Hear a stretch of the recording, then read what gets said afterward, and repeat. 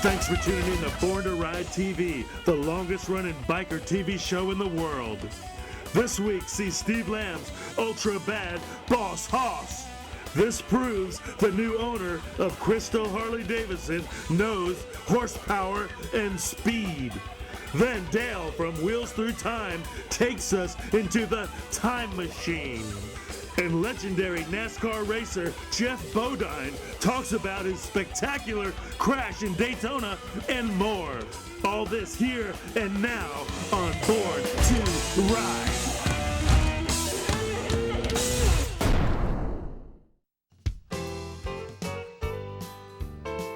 Hey, I'm Geoff Bodine, Geoff Bodine's Honda of Melbourne, and you're watching Born to Ride TV. Stay tuned for more. Oh yeah, biker ride. Oh yeah. Born to Ride. Yeah. Oh yeah. Born to Ride, that's us.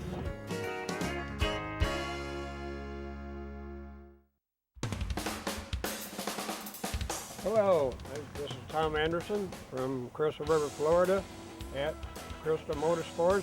We're here with Ronnie to unveil our new 2011 Boss Custom.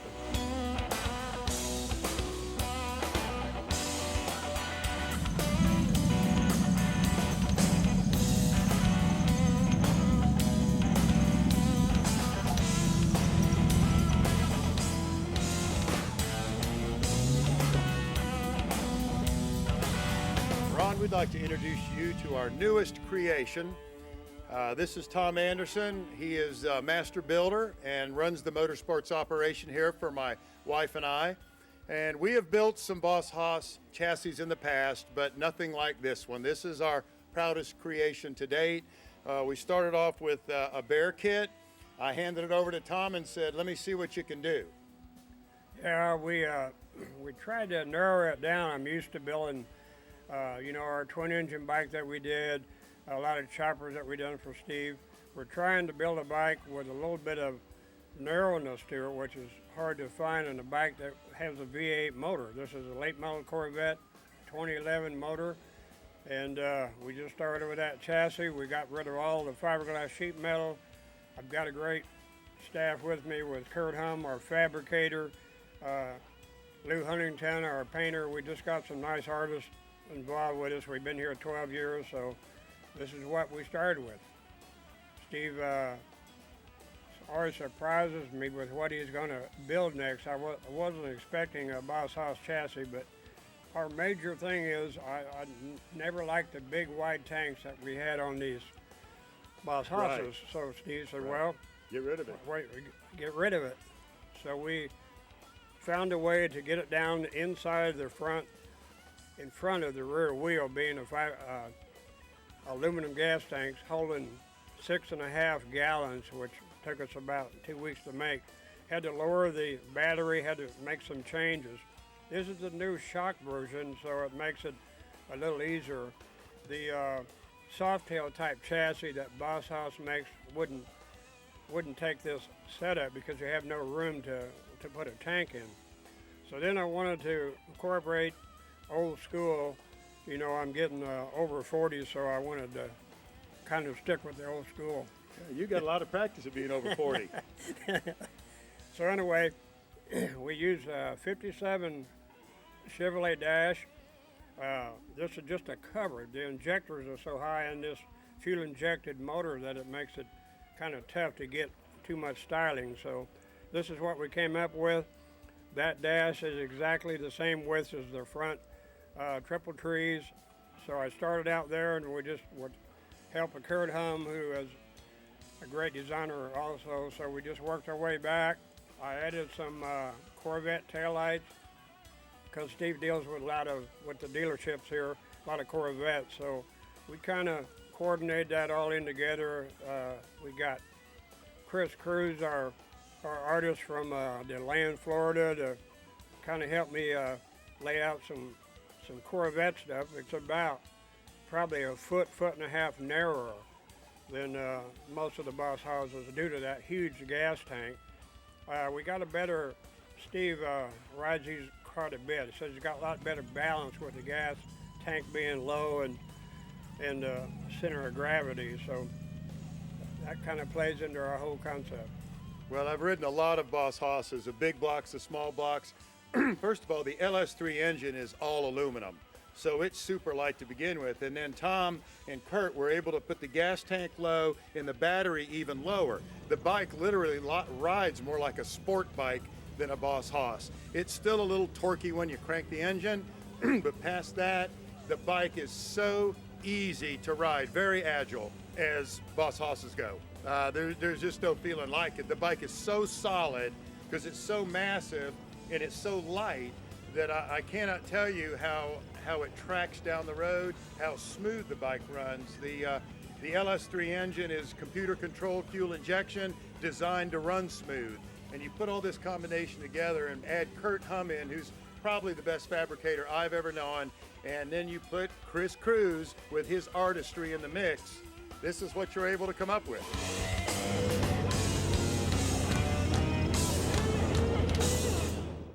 Crystal Harley-Davidson in Homosassa is hosting a summer payment event. We can help you find your personal freedom with a payment that fits your personal budget. Every motorcycle has payment options clearly posted on it. We have brand new Harley-Davidsons for only $99 per month, 1.99% for 60 months, and 0 down payment options. Remember, at Crystal Harley-Davidson, we are the king of trades, offering you full Blue Book value for your trade-in.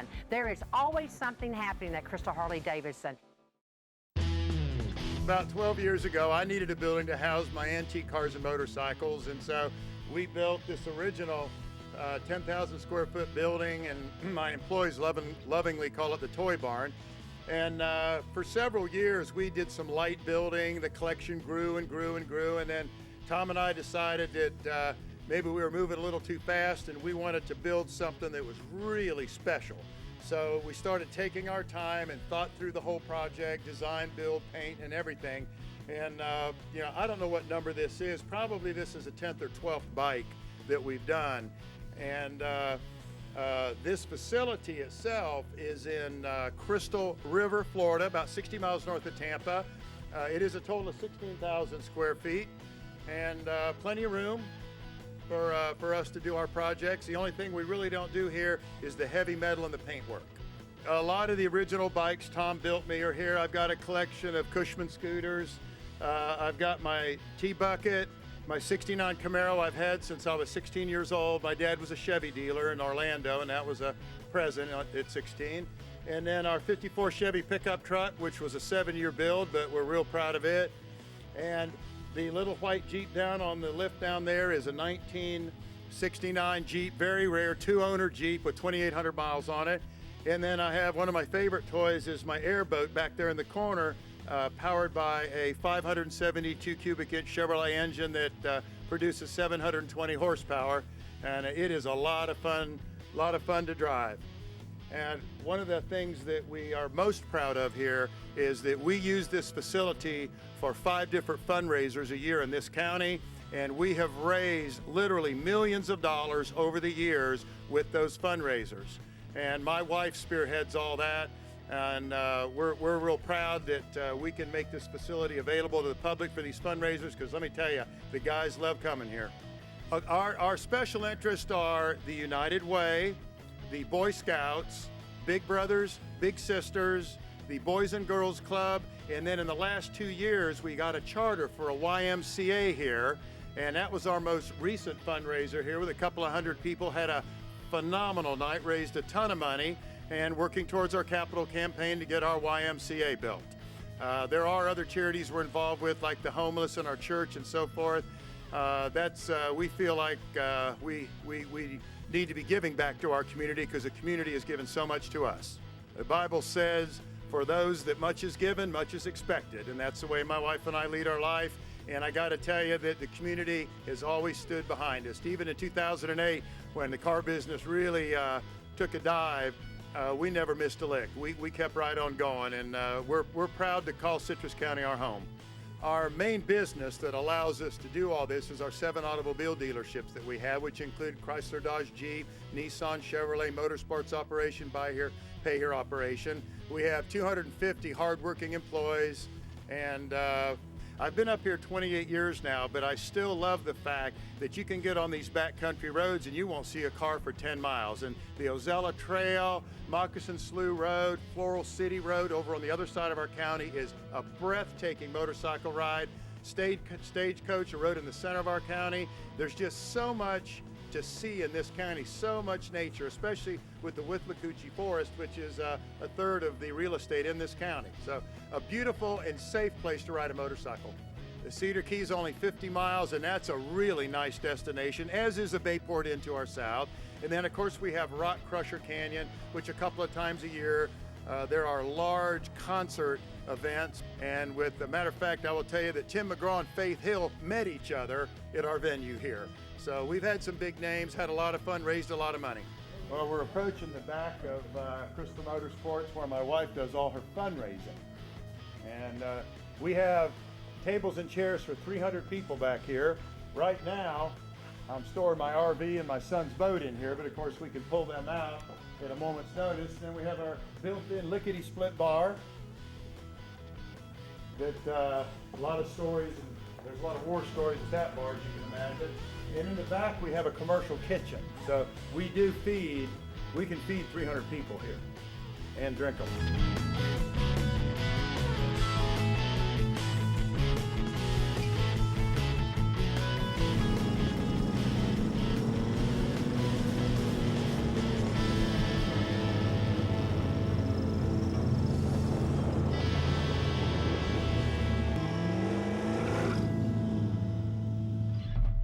Jewel and I are very excited to add the iconic Harley-Davidson brand to our Crystal family. We are pleased to announce the opening of Crystal Harley-Davidson. We invite everyone to visit Crystal Harley-Davidson on Highway 19 in Homosassa. We are stocked with new Harley-Davidson motorcycles, parts, accessories, and riding apparel. Plus, every new and used bike comes with a warranty. Harley-Davidson is one of the strongest and most recognizable brands in the world. We plan to carry on that impressive legacy as we grow the brand throughout the Nature Coast.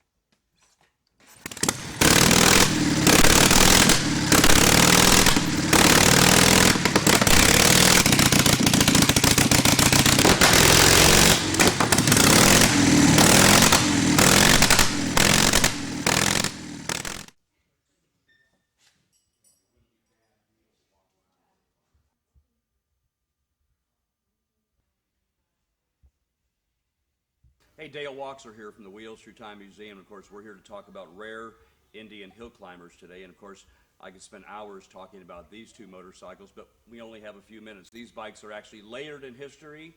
1928 Indian hill climber, 1939 Indian hill climber. What an incredibly rare bike this is. A611 Indian Altoona 61 cubic inch alcohol burning hill climber in completely original condition. Some great features. The Altoona side valve motor, certainly the front forks, hill climb style handlebars, 2 kill buttons, little reminder on the steering dampener to add fuel. And of course they used alcohol in these, so it really wasn't regular gasoline. The engine itself is a real piece of beauty. Ball bearing crankshaft, ball bearing cams, polished crank, polished flywheels, and the bike is absolutely purpose-built for hill climbing. This chassis, the frame, certainly probably less than 6 or 8 of these ever built. Some of them had the 80 cubic inch motor. This one is 1,000 cc, therefore the serial number A611, alcohol, 61 cubic inch, serial number 1. You know, here's what we know about the history of this machine. It was sold new to Guy Urquhart in 1928. It was actually raced all the way to 1948. There's an interesting picture on the cover of the Motorcyclist magazine, 1948, of Floyd Emdy actually crashing this bike. Interestingly, there's actually 2 photos of the same crash from different angles, and of course Floyd was a Daytona road race winner in, I think, 1948 also. Took a little chance at hill climbing, crashed this motorcycle, and didn't tear it up too bad. You know, recently I had the opportunity to have this engine apart, and what a beautiful piece of work it is on the inside. Polished crankshaft, bronze cam cover, bronze intake manifold. Really one of the coolest things when I peel this motor down is the gear that drives the cam. It's called the pinion gear. Actually had Altoona stamped on it. The name Altoona came from the famous board track in Altoona, Pennsylvania, and this type of engine Jim Davis rode actually over 120 miles an hour on the 2-mile track in Altoona, Pennsylvania in the board track era. Subsequently, they dubbed the same hill climb motor the Altoona motor, or the Altoona hill climber. You know, a lot of folks that come to Wheels Through Time and look at the hill climb hill don't really understand what these bikes are. Of course, a short explanation, a few of the pictures always tell, but they always wonder about the chains. And of course, the chains on the rear of a hill climber made for digging that dirt, climbing those hills. And chains were used from the earliest days of hill climbing. They still use them today. You know, over the years, classes in hill climbing have changed, and of course, in the early days, the 1928 Guy Urquhart bike was a Class A bike. That means it was built by the factory and raced by a professional rider. Jumping fast forward to this motorcycle, which is a 1939 B Scout, that's the B-class hill climbing. It was a little less stringent than the A-class. Almost anybody could run Class B. Of course, to have a factory hill climbing bike such as this was quite a privilege. Only 18 of these bikes ever built. And this particular bike, raced out of Guy Urquhart's shop, also in San Diego, has an interesting history. Mouse Molitek raced this motorcycle quite successfully for a very short period of time. I think he only ran for 2 seasons. And the bike is in incredibly great condition, which tells me one thing. Mouse was probably a great rider because he didn't flip this bike, tear it up, bend the handlebars, mash the back fender. I did notice one scratch on the back fender, but the bike is in incredible original condition. Original tires, 45 cubic inch Scout motors, serial numbered as a factory hill climber, and throughout, this motorcycle is just as good as any hill climbing bike as I've ever seen. You know, FCI 18, that's this motorcycle, recently found its way to Wheels Through Time, and the previous owner is a good friend of mine, and he had actually taken this bike out on the Antique Motorcycle Club America circuit, had it judged to really prove its provenance. I think our friend Robin Markey, who's probably the premier, really the expert in Indian history, I think he gave this bike high marks, 98 points out of 100. And the bike's in original condition, so certainly not a restored bike, still received high marks, a real testimony to this motorcycle, which is really one of the best surviving hill climbers in America. You know, when I found the Guy Urquhart A611 bike, this helmet came with it, so did the box, and of course the box, incredibly rare. It's got Indian decals all over it, Guy Urquhart's little sticker, and what was in this box? Bits and pieces and spare parts and sprockets and carburetors and all the stuff you take to your track. Along with that came the trumpet, equally marked, Indian decals on it everywhere, and I can only assume this trumpet was actually used for announcing races at the hill climb. Another great story here at the Time Machine, 2 rare Indian hill climbers, both in original running condition, both of the same provenance, and it's really a pleasure to bring them to you. Hope you enjoy them.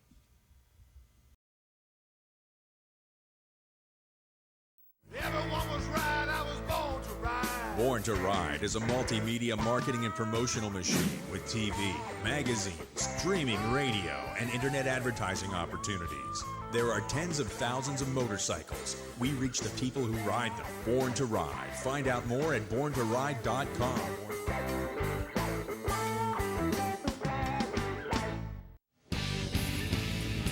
While taping an upcoming episode at the Biker in Need Benefit Run in Melbourne, Florida, the Born to Ride television crew ran into a NASCAR racing legend, Geoff Bodine, 1986 winner of the Daytona 500. We asked him if he had any memorable Dale Earnhardt stories and to tell us about his horrendous crash 12 years ago at Daytona. Oh, I have a lot of the late Dale Earnhardt stories on and off the track.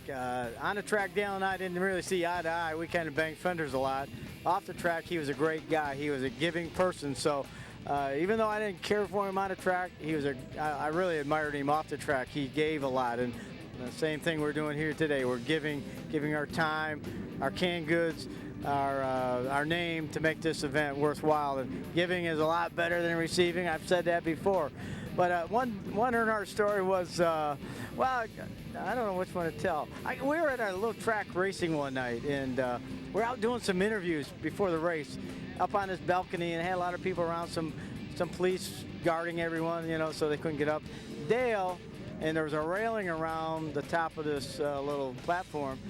Dale borrowed some handcuffs from one of the sheriffs. He handcuffed me to the railing. Now, you think how mad I got. I said, unhook me. I'm a little claustrophobic. I said, unhook these handcuffs. Of course, he left me there for a little while. Later on that evening, we got on the racetrack. Believe me, we did some banging out there. The folks loved it. It was a great time. Dale loved to kid around. He loved to squeeze you, hug you, handcuff you. It didn't matter. He was a fun-loving guy.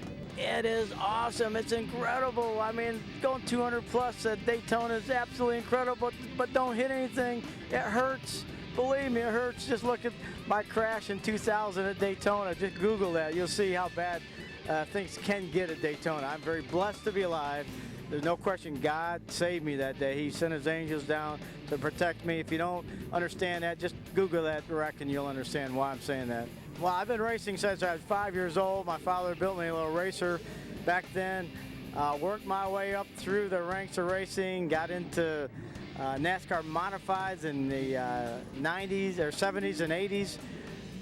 My first full year in Cup, though, in NASCAR, the big league, was 82. I won Rookie of the Year, and just been kind of uphill or downhill since then. I won the Daytona 500 in 86. There's a ring. Pretty cool. I want another one of these rings. And actually, I did a little racing last year. You can see me behind me on the side of our trailer. Luke and Associates sponsored me. Hopefully, we'll get out there a little bit this year and do some more racing.